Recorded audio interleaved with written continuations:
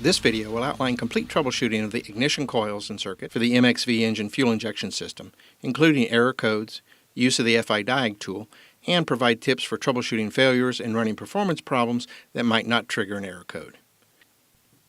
The ignition system on the MX-V fuel-injected engine is a standard transistor-controlled type. Each coil gets battery voltage from the ignition fuse at key on, and the ECU controls the ground wire. As the engine rotates, the ECU uses the AC voltage signal from the crankshaft position sensor to track crankshaft position. As one of the pistons approach top dead center on the compression stroke, the ECU completes the coil circuit to ground, allowing current to flow through the primary windings of the coil.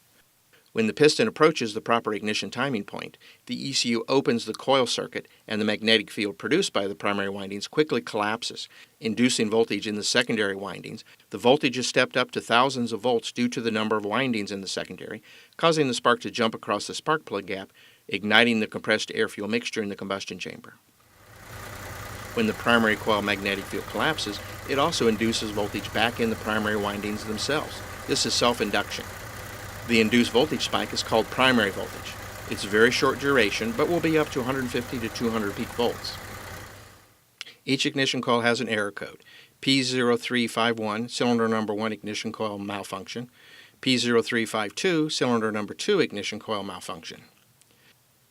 When the main switch is turned on, the ECU checks for voltage on the black-white wire from coil number 1 and the violet wire from coil number 2. If the wire is open or shorted to ground between the coil and the ECU, there will be no or very low voltage. So the ECU would set error code 351 for number 1 and 352 for coil number 2. Now this is important. 351 and 352 are only for the primary circuit of the ignition coil. The ECU does not check the secondary voltage or even if the spark occurred or not. There is one indicator that you might have an ignition problem though. In the case of an ignition misfire, the ECU might have to reduce the fuel injector duration too much because of the raw gas escaping the engine and set error code P0172. Correction amount of the fuel is beyond the lower limit. But other than the closed-loop system, the ECU does not monitor what actually occurred in the cylinder during combustion. This is why it's important to understand exactly what the self-diagnostic system can and cannot do. We cover this in the ECU and self-diagnostic system video. A quick method to test the ignition coil circuit is to measure the primary voltage at the ECU multi-connector. Back probe to the black-white wire to ground for cylinder number 1 and the violet wire to ground for number 2. Connect a peak reading voltmeter and start the engine.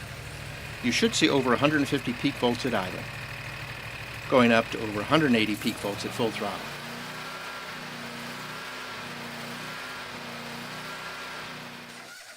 For an engine that won't start, during cranking, you should see at least 125 peak volts.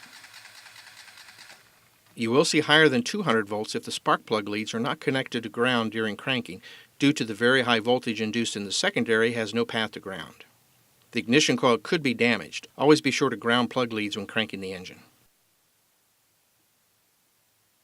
If you get the proper primary voltage, you know the coil is getting good battery voltage, the primary windings in the coil itself are good, and the ground circuit through the ECU is good.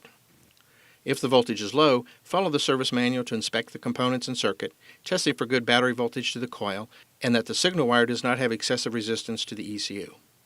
The manual will also give resistance specs for the primary windings, but again, testing the primary voltage is a much better test. The secondary voltage on the MX-V FI engine is rated at 30,000 volts. Your standard digital voltmeter or peak reading voltmeter or adapter will not handle it. First, always remember to physically check the spark plugs and set the gap if necessary. Always replace plugs if their condition is in doubt, especially if there's a running performance complaint.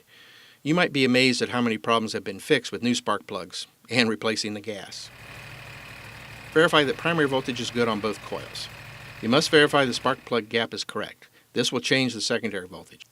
To add a load on the ignition system, simulating the engine in operation, install a spark plug gap test tool and set to a 1/4 inch or 6 millimeters. Run the engine at full throttle. The spark should be able to jump both the spark plug gap tool and the spark plug with no misfire. Possible causes for the ignition misfire: weak ignition system, coil failure, spark plug lead shorted or leaking to ground, or a fouled spark plug. Could be a broken spark plug wire causing an excessive gap, the spark plug gap is too large, the missing ground electrode, or the spark plug cap resistor is missing. Be sure to watch all the other fuel injection system videos and pull them up on your smartphone whenever needed. Thanks for watching.